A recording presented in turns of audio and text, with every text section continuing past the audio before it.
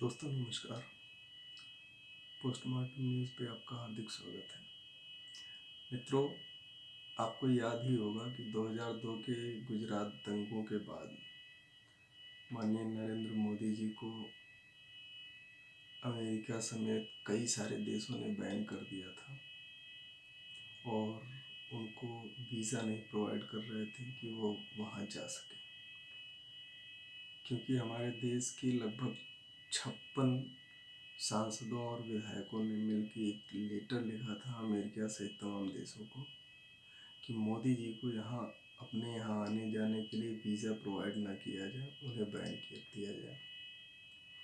तो एक वो दिन था और एक कल का दिन था कि जर्मनी में मोदी जी G7 के समिट में गए हुए थे।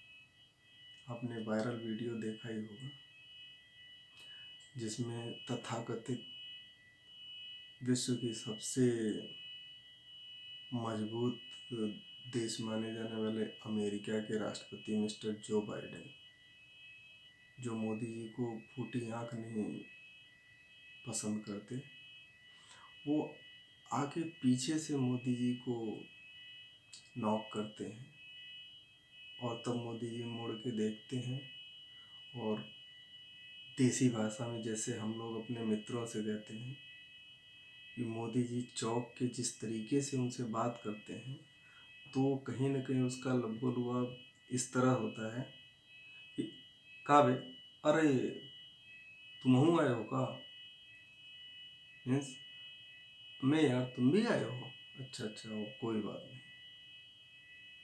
ये हमारे मोदी जी की ताकत को शो करता है। ये हमारा भारत देश वही देश है जो 2014 से पहले या 2014 तक चौथे, पाँचवें और छठवें पंक्ति में रहा करता था। हमारे देश के प्रधानमंत्री की कोई पूछ नहीं होती थी। वो ऐसे सभी समिटों में जाते थे और गूंगे बहरे की तरह लोगों से मिलके चले आते थे। ये बात वामपंथियों को बहुत नागवार गुजरेगी कि जो बाइडेन ने आके उनको नॉक किया और उनसे बात की, क्योंकि उन्हें तो मोदी जी की हर अच्छाइयों से नफरत सी है। उन्हें ये नहीं समझ में आएगा कि मोदी जी ने भारत का कद कितना ऊंचा कर दिया है कि अमेरिका का राष्ट्रपति तक आके अपनी तरफ से बोल रहा है। नहीं तो हमारे यहाँ के लोगों को तो बस यही था कि लाइन में लग के जी हुजूरी करते रहो, अपना खाते रहो, कोई दिक्कत नहीं है। आज खाने वालों को, जैसा कि उन्होंने कहा था, न खाऊंगा न खाने दूंगा, तो उसी को चरितार्थ करते हुए अपने साथ विदेशी दौरों पर किसी को लेके तो जाते नहीं हैं। जिस तरह से पहले के प्रधानमंत्री या राष्ट्रपति के साथ सभी देसी विदेशी प्राइवेट चैनलों के मीडिया कर्मचारी पूरे लाव लश्कर के साथ जाया करते थे, सरकारी खर्चे पर वो ऐश करते थे, दारू पीते थे और वहाँ से फिर महंगी महंगी शराबें लेके आते थे। वो सारा खर्चा भारत सरकार के उस पे जाता था। अब वो पिछले 7-8 साल से तो बंद है, तो जाहिर सी बात है कि वो खींच तो किसी न किसी पर निकले। अच्छा, एक बात और है, 2002 के दंगों से याद आया कि कितना सारा प्रोपोगंडा रचा गया था मोदी जी के खिलाफ, अमित शाह जी के खिलाफ, कि सारा इन्होंने करवाया है, किया है, वॉटेवर जो कुछ भी था। अभी माननीय सुप्रीम कोर्ट का डिसीजन आया है और उसमें इनके बजाय उन्हीं लोगों की संलिप्तता पाई गई जिन्होंने इनके खिलाफ, मोदी जी और अमित शाह के खिलाफ ढेर सारे प्रोपोगंडा रचे थे।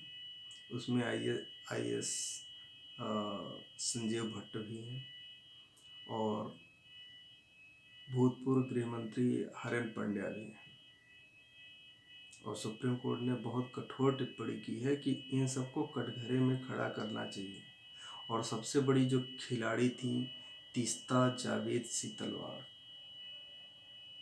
जिन्होंने अपने एनजीओ का दुरुपयोग करते हुए बहुत बड़ा सा प्रोपोगंडा रचा गुजरात सरकार के खिलाफ, मोदी जी के खिलाफ, अमित शाह के खिलाफ। और इन्होंने जितने भी केसेस फाइल किए, सब के सब एक मुस्लिम जज थे, उन्हीं के बेंच में जाया करते थे। शायद ये तथ्य आप लोगों को पता हो। आज की कंडीशन ये है कि उनको भी गिरफ्तार कर लिया गया है। तो मोदी जी की नीतियों को समझना इतना आसान नहीं है। वो न किसी को मारते हैं न किसी को छोड़ते हैं। कहने का मतलब जैसे गांव में एक कहावत होती है कि मारा वो रोवे नदी। तो मारते कुछ इस तरह से हैं कि आदमी रो नहीं सकता। आज वामपंथियों का किला लगभग ढहने की कगार पे है। बाकी तो जिनको मोदी जी से प्यार है, जिनको देश से प्यार है, वो देख ही रहे हैं कि हमारा देश दिन प्रतिदिन कितनी तेज़ी से आगे बढ़ रहा है। आज हम इंग्लैंड को पछाड़ के 5वीं सबसे बड़ी अर्थव्यवस्था भी बन गए हैं। वही इंग्लैंड जिसने हमारे देश के खजानों को, हमारे संसाधनों को खूब बुरी तरह से लूटा था 200 साल, लेकिन आज हम उसे पछाड़ के 5वीं अर्थव्यवस्था बन गए हैं। तो बने रहिए हमारे साथ, अपने देश के साथ, अपनी सरकार के साथ। जय हिंद, जय भारत।